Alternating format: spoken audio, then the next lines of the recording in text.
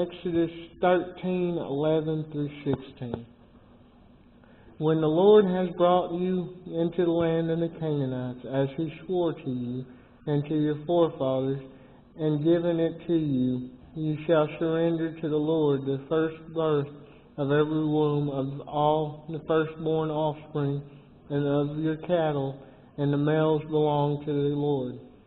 Now, I believe it was, they also had to out for a sacrifice, and they did a baby dedication for the males, but and then they did a sacrifice, and they were considered unclean for 7 days. For the females, because they didn't do dedication, it was 14 days.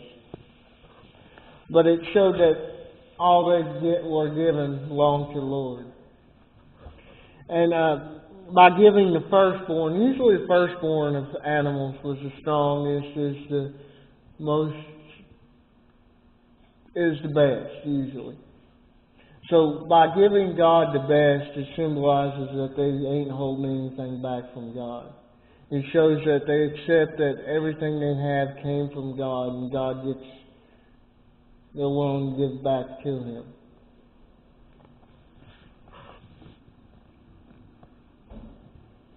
Now, there's certain things that we're supposed to offer, and then there's certain things that if they had, certain things weren't suitable for offerings, but if they had that, then they'd offer something else in its place. And we see that here in this later part, I believe. Yeah, here it is. Every firstborn male donkey you may redeem with a kid or lamb. But if you do not redeem it, you must break its neck. Every firstborn among your sons you must redeem. Now we see donkeys weren't suitable for sacrificing.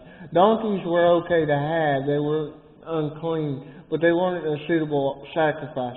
So they had to sacrifice something in its place. We had Jesus sacrifice in our place.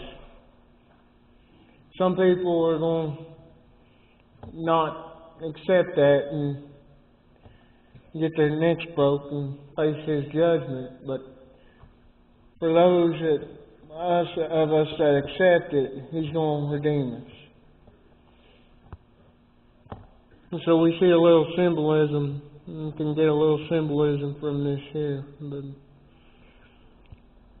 when in time to come your sons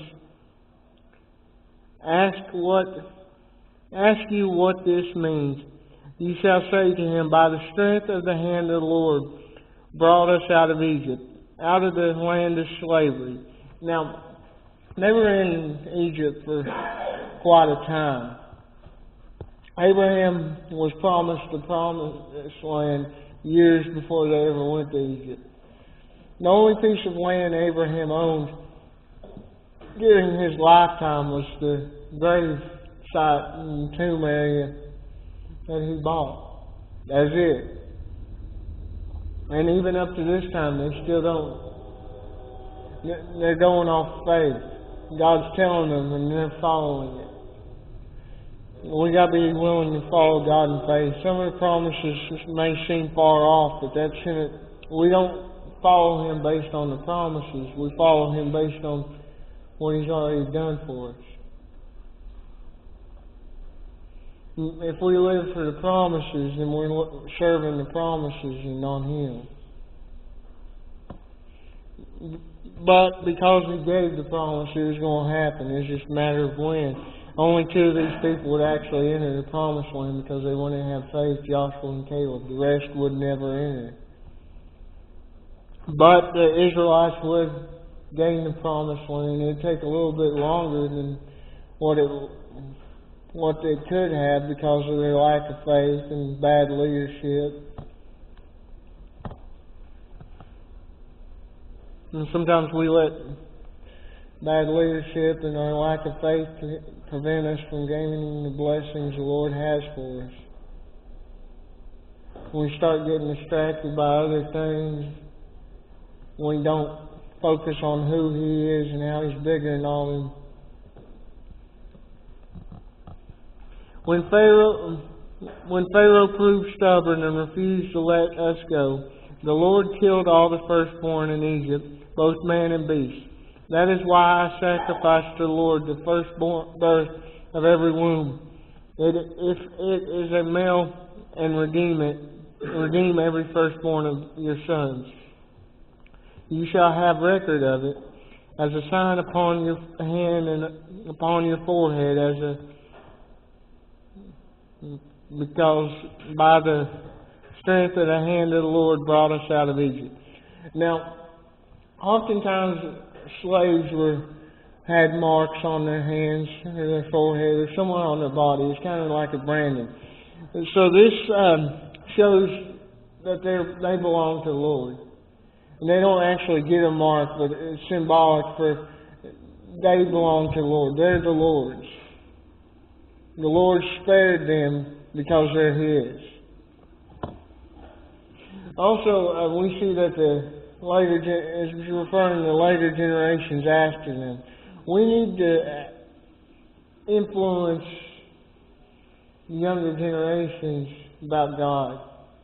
Influence them in His ways, to follow His ways, set examples, answer their questions. We need to be an influence to their walk one day. Okay. 1 Samuel 2:6. The Lord killeth and maketh alive. He bringeth down to the grave and He bringeth up. You know, we often think of other things that got power, but the true power is held in the Lord's hands. Things come by and happen in this life that makes us get distracted, but He's the one that truly has power over everything. And we need to just submit to Him and follow Him.